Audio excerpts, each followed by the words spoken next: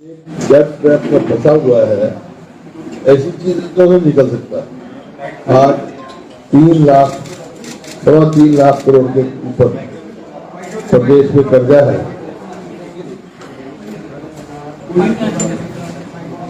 तो वो जो इस किस्म का गरीब आदमी पे वो किया है वो निंदनीय है। और मैं देख रहा था, मेरे को तरस आता है मेरे हाकिम की फकीरी पर, जो गरीबों से उनके पसीने की कमाई मांगे। मतलब कोई राशन कार्ड पे एक लेडी का बयान था कि मेरा उसने कहा 25-20 रुपए लिखा, उसमें राशन कार्ड पे लिख दिया, एक ने राशन कम दे दिया। ऐसी बात नहीं होती है, ये तो राष्ट्रीय उसका मामला है, वॉलंटरी होनी चाहिए। जो अफोर्ड कर सकता है वो खरीदे। बाकी ये तो अच्छी बात है, राष्ट्रीय दौड़ सबको मनाना चाहिए, बड़ी खुशी की बात है। और 75वां साल हम मना रहे हैं। बड़े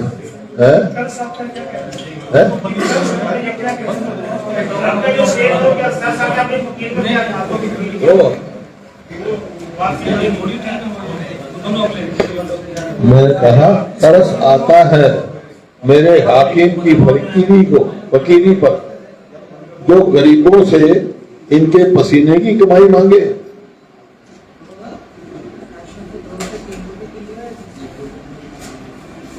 राशन तो गरीब आदमी की दे है, तो ये उसमें है।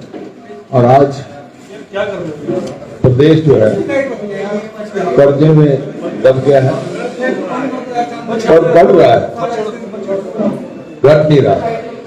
एक तरफ कह रहे हैं कल उसमें कि हमारी आमदनी बढ़ रही है, हर वो भी कंपेयर कर रहे थे पिछले गवर्नमेंट से, उससे महीने की आमदनी। पर ये नहीं कंपेयर करा उन्होंने उस टाइम रुपए की क्या वैल्यू थी, आज क्या है। 5-6 टाइम वैल्यू का अंतर है। लेकिन दूसरा भ्रष्टाचार का आर्थिक सवाल है, वो चरम सीमा पर। और इसमें मैं नहीं कह रहा, जो कल विधानसभा में मैंने देखा लीला और जो कार्रवाई चली, जो अलायंस पार्टनर के मेंबर कोalition के और स्वयं जो रूलिंग पार्टी के मेंबर्स जो विधानसभा में बोल रहे थे, मैं समझता हूं किसी से सबूत की जरूरत। उन्होंने बहुत सारों ने जिक्र किया कि भ्रष्टाचार क्या है, किस प्रकार से है और विकास क्या हो रहा है। सब जो है कल बातें इनकी ढोल की पोल उनके विधायकों ने खोल दी। आप कितने वो हो चुके, स्कैम के बाद स्कैम, गार्डन घोटाला, शराब घोटाला, रजिस्ट्री घोटाला, कहीं फार्मेसी का घोटाला, कहीं HPSC का घोटाला, कहीं SSB का घोटाला। और घोटाले हैं।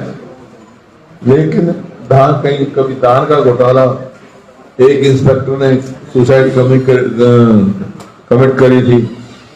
तो बहुत सारे दिनों में SIT तो बिठाते हैं, जिस दिन वो घोटाला शोर मचे कहते SIT की रिपोर्ट तो आज तक आई नहीं।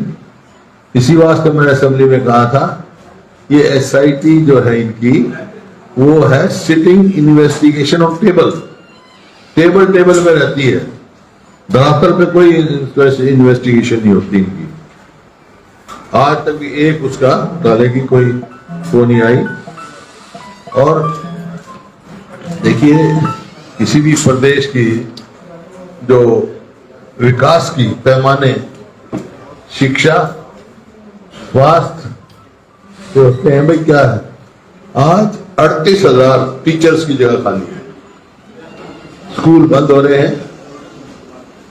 और एक किस्म से सरकारी स्कूलों में जो सुविधा थी वो भी पूरी नहीं मिल रही है, और लोगों को प्रोत्साहित किया जा रहा है कि प्राइवेट स्कूल में जाएं, क्योंकि टीचर नहीं है।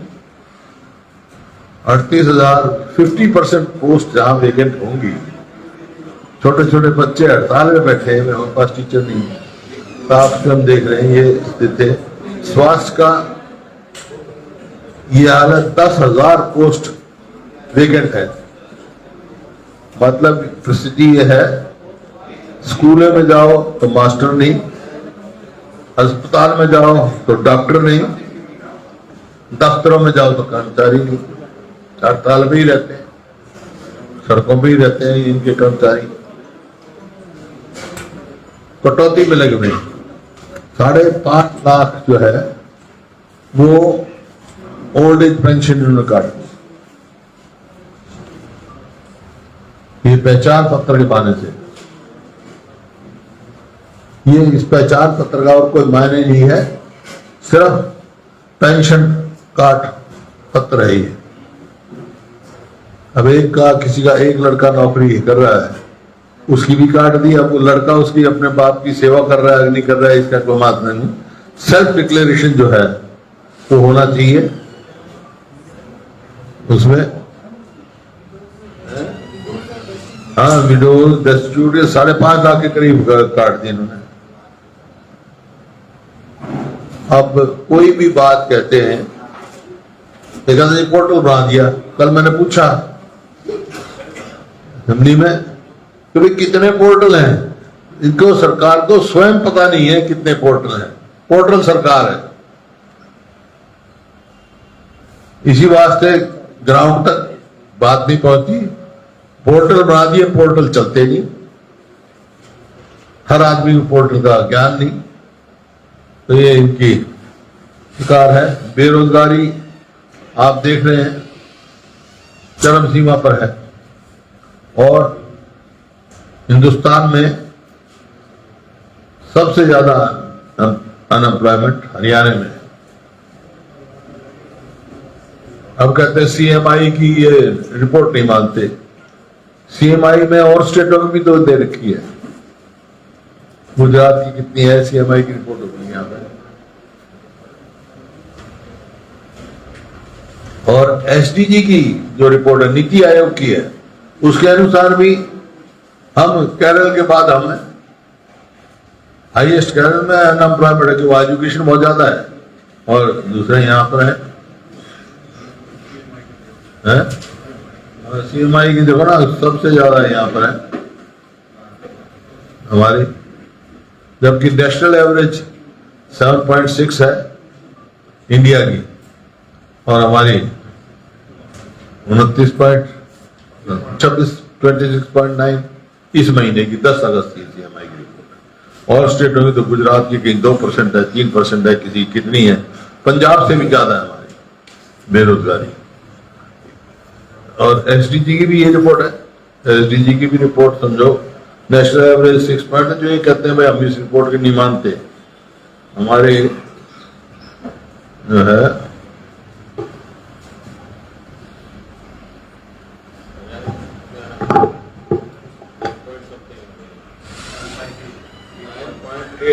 9.8, जबकि नेशनल एवरेज 6 कुछ है।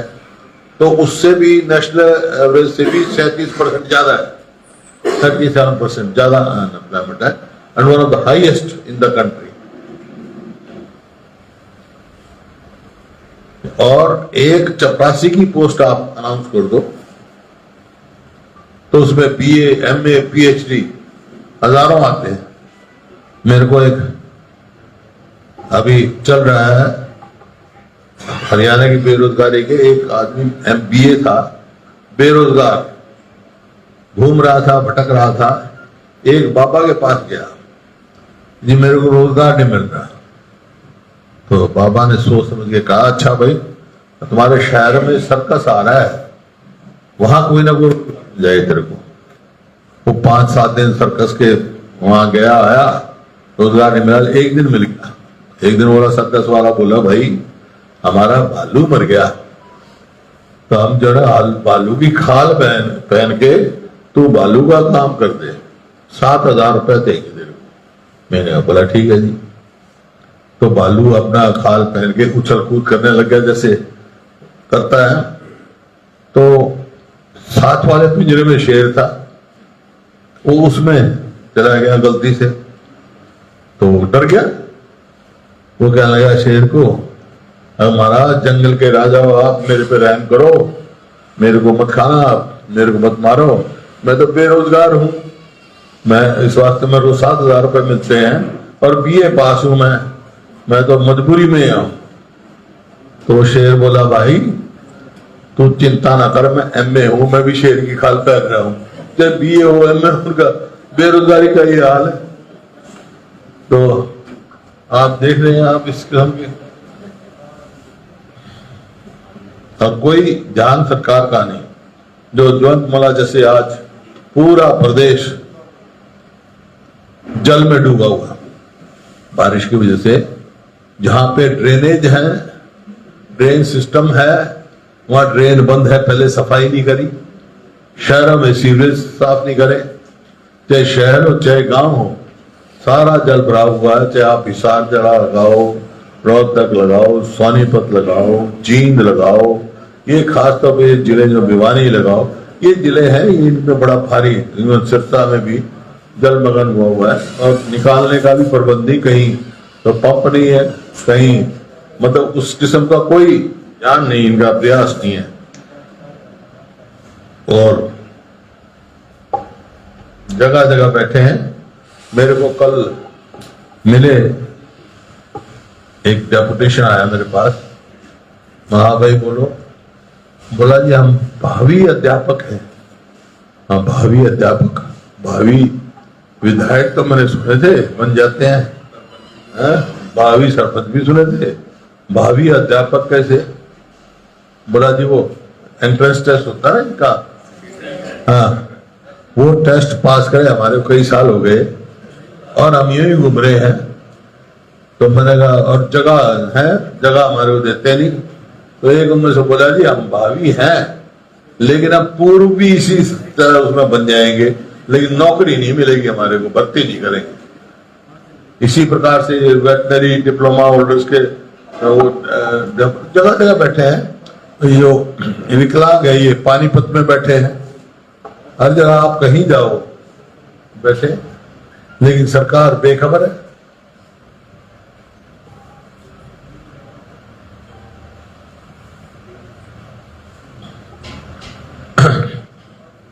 इसी प्रकार से जो एक बहुत गंभीर मामला है जो आपस में बड़ा टकराव पैदा कर सकता है, वो जो सुप्रीम कोर्ट का फैसला आया श्यामलाल के बारे में, उसके लिए कौन जिम्मेवार है? हरियाणा सरकार का क्या स्टैंड था सुप्रीम कोर्ट? और मैंने कल कहा कि भाई ठीक है सुप्रीम कोर्ट का फैसला आ गया तो उसका या तो रिव्यू की आप तैयारी करो, या अपना कंसोलिडेशन एक्ट में आप अमेंडमेंट लेके आओ।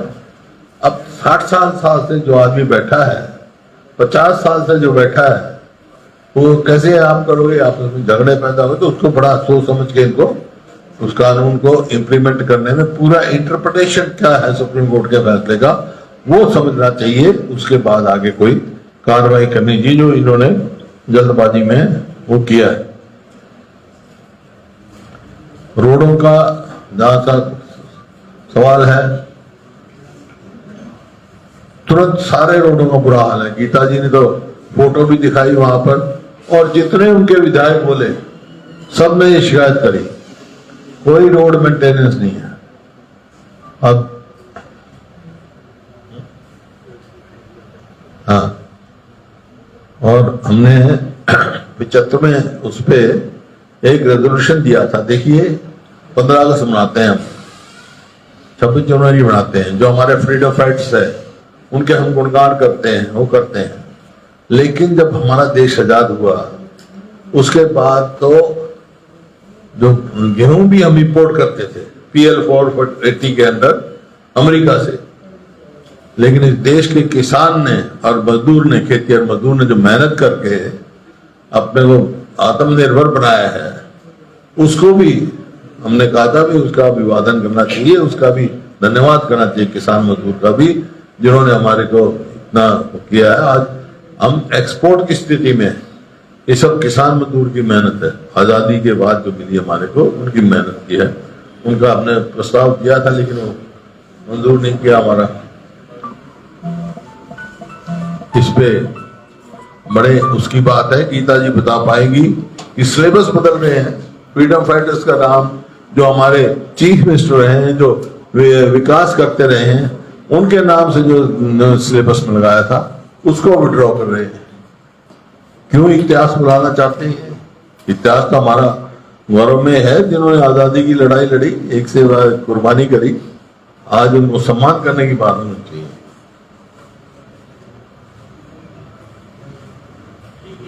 बाकी रक्षाबंधन पर भी सबको बधाई।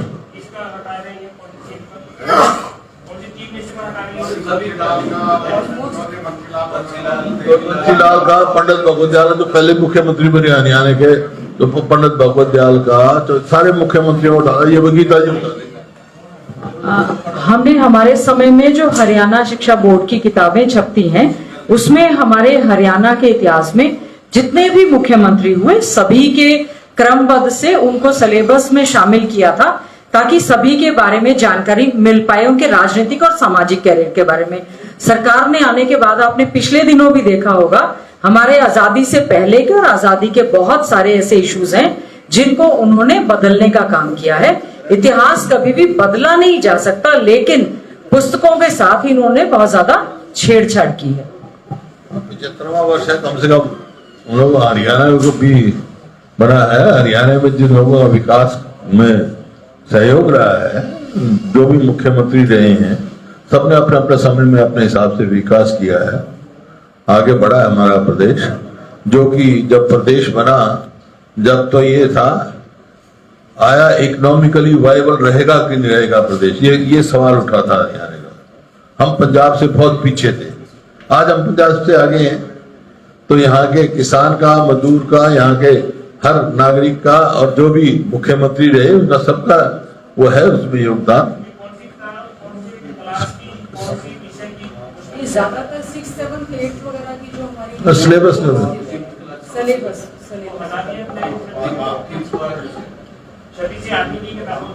छठी से आगे तक की किताबों को ज्यादातर ये बदलने का जो काम कर रहे हैं। महाराजा अग्रसेन का तो वो भी शायद निकाल दिया है।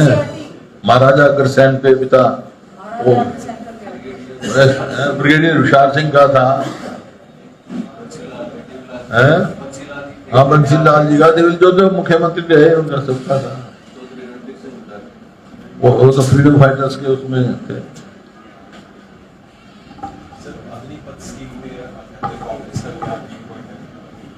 अग्निपथ पे हमारा ये है, शुरू से ये है।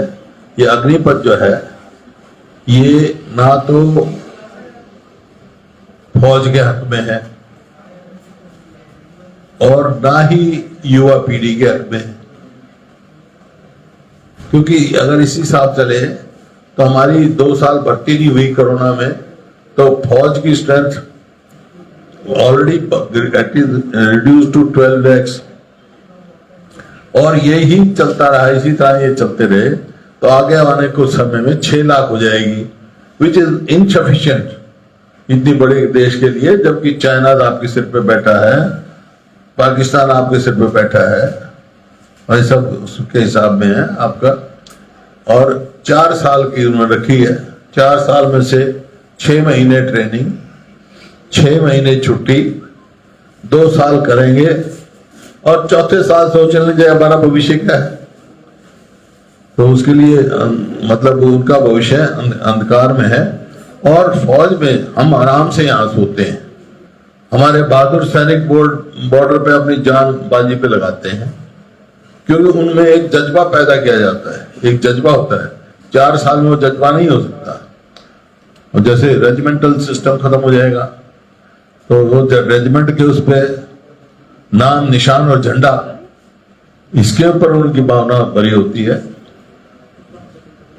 राष्ट्रीय ध्वज की आज बात कर रहे हैं, राष्ट्रीय ध्वज की इज्जत के लिए लड़ते हैं।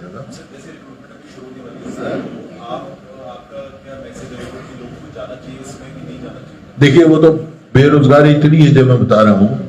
आप ये तो 4 साल के लिए है, आप 4 महीने के लिए भी निकाल दोगे तो भी लाइन लग जाएगी। क्या करेंगे लोग? बेरोजगार क्या करेंगे? लेकिन ये हित में नहीं है, क्योंकि मैं स्वयं एक सैनिक स्कूल का विद्यार्थी रहा हूं, कम से कम 26-27 जनरल आज कोई रिटायर हैं, कोई इन सर्विस हैं, उनसे मैं टच में हूं। सबका ये व्यू है कि ये फौज के हित में नहीं है, वो जज्बा नहीं बन सकता जो बनता है सर्विस में।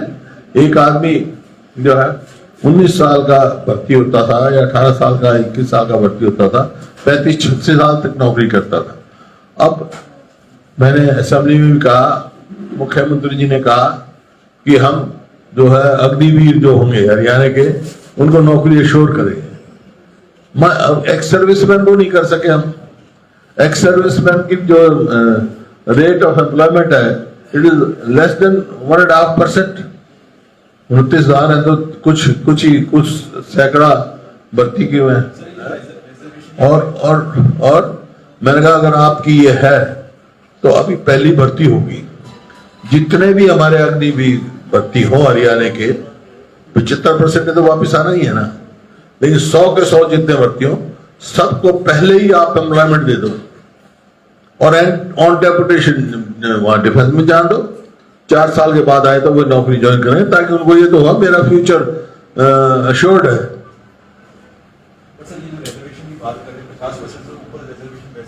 नहीं, वही तो मैं कह रहा हूं भाई, ऐसी बात क्यों कहे, ऐसी बात क्यों कहे। उन्होंने कहा हम सबको अश्योर करते हैं। मैं कहता हूं इतनी अगर आपकी है तो आप भर्ती तो अभी हो रही है, उन सबको अपॉइंटमेंट लेटर दो जिस व्यूज के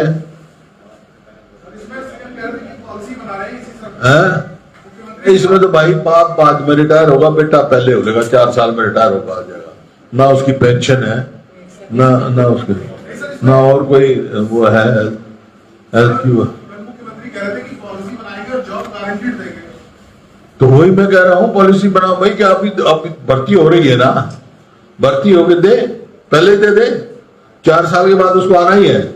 25 आदमी रहेंगे वहां, 25%, 75% तो वापिस आएंगे, 25 के विड्रॉ हो जाएंगे, 75 को नौकरी दो।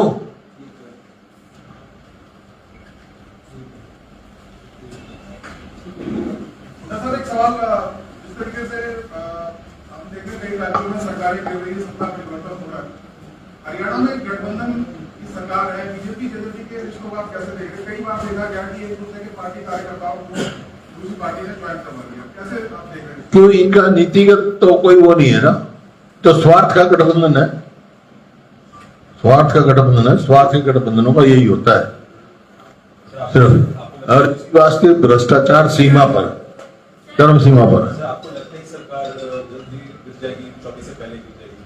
है जी, बीजेपी अलग हो जाएगी?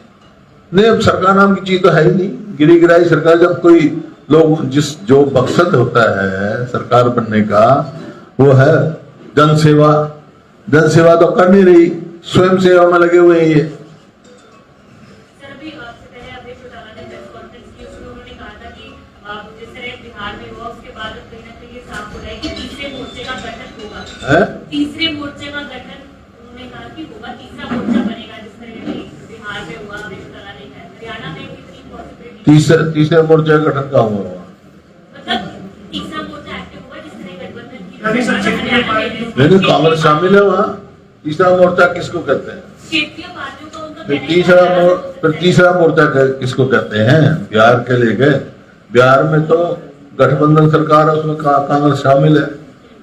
भाई तीसरा मोर्चा तो उनके कहने का मतलब यही होगा ना, बीजेपी और कांग्रेस के अलावा, तो कांग्रेस शामिल है बिहार में, तो तीसरा मोर्चा कहाँ हो गया? हरियाणा में सिर्फ कितनी पॉसिबिलिटी है? हरियाणा में तो कांग्रेस है, सिर्फ तीसरे मोर्चे की कड़ा।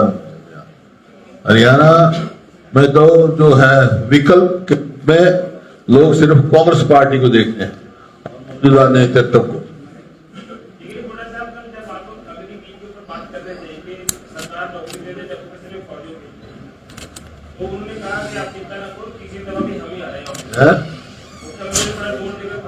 मुंगेरी लाल के सपने हर कोई लेता है यार, क्या पहले भी तो 75 पार जा रहे थे ना, फिर कितने आए? गठबंधन, स्वार्थ का गठबंधन तैयार करके बने। ये तो ना उनने फैसला करना ना मेरे ने फैसला करना, हरियाणा के लोगों ने फैसला करना है। और हरियाणा को लोगों का आज जो रवैया है, जो रुझान है, वो बिल्कुल साफ है, इनकी सफाई है। मुकाबला बीजेपी और कांग्रेस में है। विकल्प और तुम गठबंधन सरकार कर रहे थे भाई, गठबंधन की सरकार है, गठबंधन की सरकार तो आएगी। अगर बीजेपी का कांग्रेस का मुकाबला तो कांग्रेस की सरकार बनेगी, विकल्प के रूप में कांग्रेस ही एक होगी। ठीक है सर, ठीक है। है? इनका लक्ष्य 2 विषय है। एक विषय है एक